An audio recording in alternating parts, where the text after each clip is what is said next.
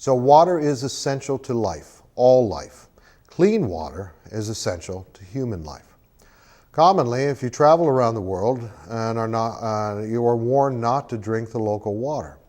In the U.S., we generally drink water which has been treated in a municipal water purification facility, or we drink bottled water, or we drink well water or spring water which has been certified to be fit for human consumption. There's a lot of water floating around which is generally not fit for human consumption. At least in the United States, waters from rivers, streams, lakes, and ponds without adequate treatment will very likely contain bacteria, parasites, chemicals, and heavy metals. Rainwater, often thought to be quite safe to drink, but this can also contain bacteria and possibly viruses. It will certainly contain chemicals and heavy metals, all of which it picks up in the atmosphere as it falls to the earth. Even water from the clearest streams in the deepest of woods can contain heavy metals, chemicals, bacteria, and parasites which are harmful to humans. Spring may seem very clean and clear, but again, they may contain chemicals and metals, as well as bacteria and parasites, which are harmful to human beings. This is not just a disclaimer to make sure I don't get sued. You have to be very careful about the water that you drink. So we all get used to the water, the milk, the foods that are grown and produced in our particular area.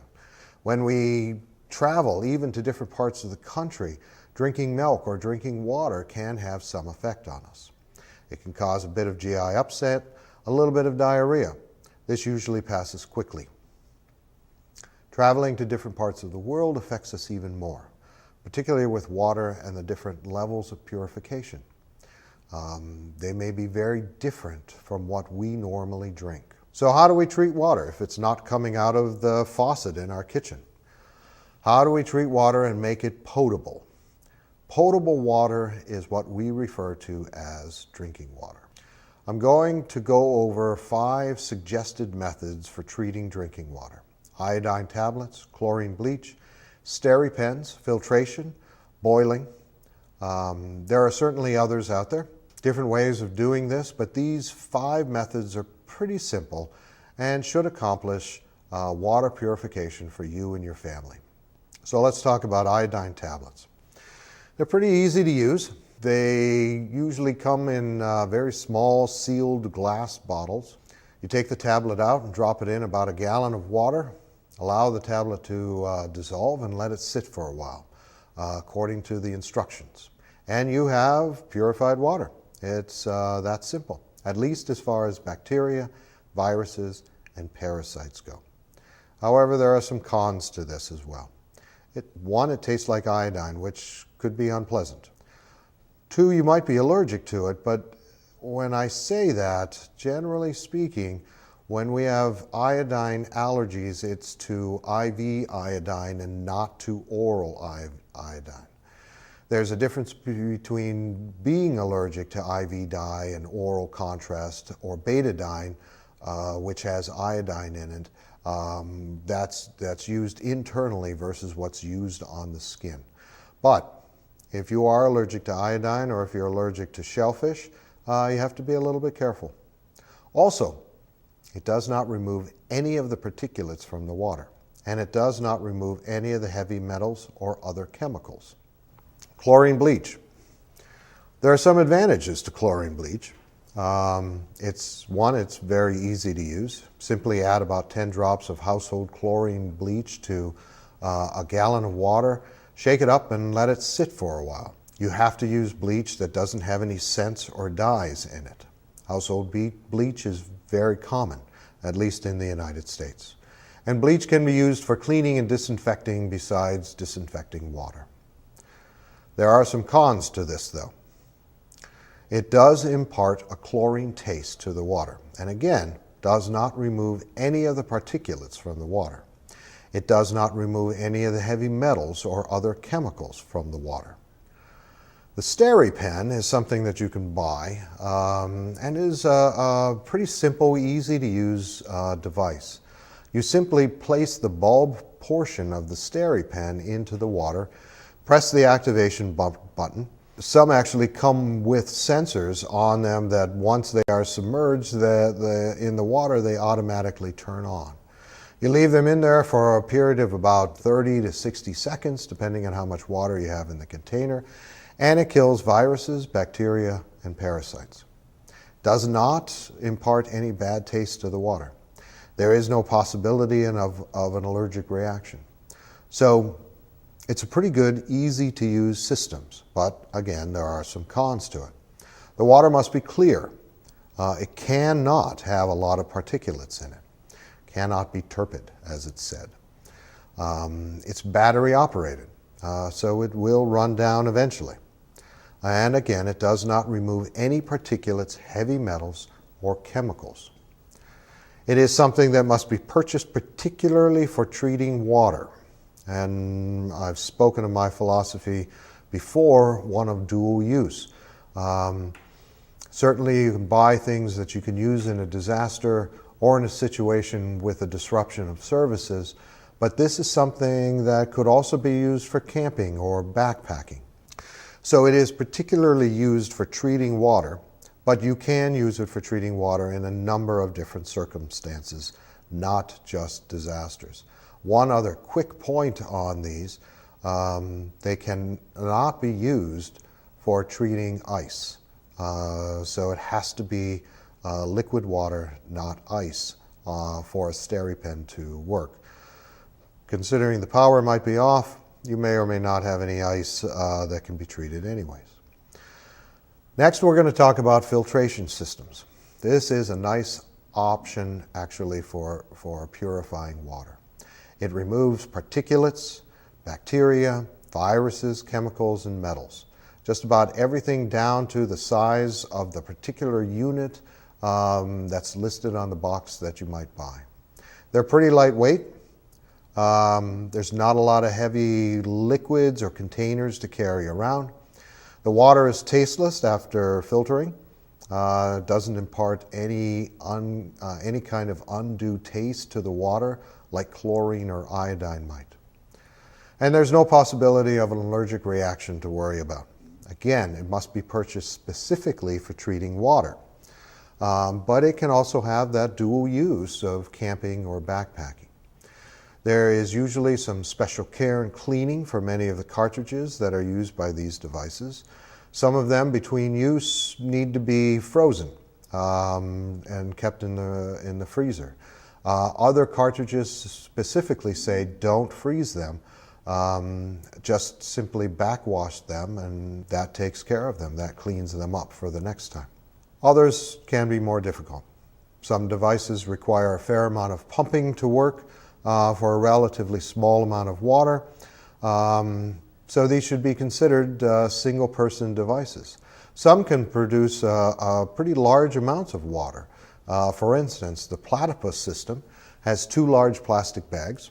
I believe they're both 2-liter bags. You fill one bag with dirty water, and gravity has it travel down through a hose, through a cartridge, into a bag that will contain the clean water. This produces a fairly large amount of water and could be used for a family or a number of people in a disaster or in a camping situation. Again, the devices are pretty lightweight. They are actually designed for camping and backpacking and sold in camping and hiking stores. So it still has that dual purpose, can provide good clean water when there is a disruption of services. Boiling. So this is one of the oldest methods of purifying water. It's simple, only requires a stove and a pot. You boil the water for about 3 to 5 minutes. It needs to be a rolling boil. This kills parasites, bacteria, viruses. Doesn't affect particulates, so the water would need to be filtered. It can be filtered in something as simple as a coffee filter. It does require a good source of heat and a pot to boil the water in. Again, this does not remove any of the chemicals or heavy metals that's in the water. So a few notes on potable water. Brita and other household water filters do not remove the bad stuff. They don't make potable water out of non-potable water. They do make tap water taste better, but they do not remove parasites, bacteria, viruses, heavy metals, and things of that nature. Coffee filters, great for removing particulates in the water, but that is just about it. They remove the particulates. They do not remove bacteria, viruses, parasites, or heavy metals. Another thought is you can fill the sink or the bathtub of your home if you have enough notice before the disaster. This water will at first be drinkable, but as time goes on it becomes contaminated and really should only be used for washing and cleaning. You should also take care when filling canteens and water bladders that the spout you're using to fill the bladder or the area around the spouts and the openings of the canteen and bladders don't become contaminated.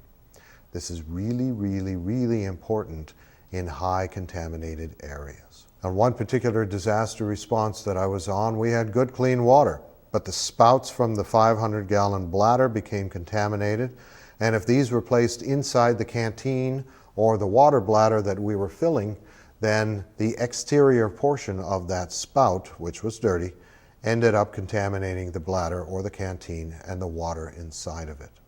So you have to be very careful when transferring water from one container to the other, that you don't end up contaminating the inside of the canteen or the water bladder that you're trying to fill. So how much water do you need? Basically, you need at least about a gallon of water per person per day. There is some variation about this, but that will generally do what you need to do. This is for drinking and cooking and such, not necessarily for cleaning. Assume 3 days to a week. We used to say that you need to be prepared to take care of yourself for about 3 days, but in light of recent disasters and how things have worked out, we're kind of expanding that a bit and saying that you actually should be prepared for about a week before normal services come close to being turned back on. So assume you're going to need to be prepared for that 3 days up to about a week. For one person, that is 3 to 7 gallons of water. For a family of 4, it would be 12 to 28 gallons. Store the water, either bottled or decontaminated, in a cool, dry place. If you use store-bought water, replace it as it reaches its expiration date. So keep an eye on that and know when you need to buy new gallons of water or new cases and use up the water that you've already purchased. There are other things that we need water for: washing, sanitation. So try to have some other sources of water for this. This is where you fill the bathtub or the sink or buckets of water and have this water for washing, for dumping down the toilet, to flush the toilet. Don't use potable water for any of this unless it's absolutely necessary. Save potable water for drinking. So as I said, fill sinks, buckets, bathtubs, and whatever else if there's time before the incident occurs. This can be used to wash with, to wash the cooking and eating utensils. But after you've used this water, dipped in and out of it a good bit, don't drink it. This may seem obvious, but it still needs to be said. After washing your hands, use a hand sanitizer to kill any bacteria or parasites or viruses that may be there. As far as hand sanitizers go, this is really only effective if there's no debris on your hands. So wash your hands first. Wash with water and then use a hand sanitizer to clean and disinfect your hands. Again, if your toilet is still functional, the water from the sinks and bathtubs and buckets can be used to flush the toilet. All you have to do is pour the bucket quickly down the toilet bowl and it will flush the toilet. If your toilet's not working, then a simple makeshift toilet is a 5-gallon bucket lined with a plastic bag. You can make this a little bit more comfortable by putting a toilet seat on top of the 5-gallon bucket. Otherwise, you're sitting on the rim, which is pretty uncomfortable. If you're in a confined area with other people, you can do things like hanging a shower curtain or a sheet to provide some degree of privacy. Dispose of the waste as you're able. Close the bag, tie it off, Put it outside or put it away from people, and certainly away from food or decontaminated or clean water. Don't forget to have extra toilet paper in your kit. This is really important. Some final notes on water. Don't ration water unless it's absolutely necessary. Dehydration decreases your ability to think clearly. So it increases the chance of poor judgment and increases your feeling of discomfort. If your urine is dark, you're not drinking enough. You can become dehydrated even in cooler weather, even without sweating. Drinking contaminated water will only help temporarily. It will cause diarrhea and vomiting, which will further dehydrate you. It can also cause long-term problems because of the parasites or because of the chemicals and heavy metals.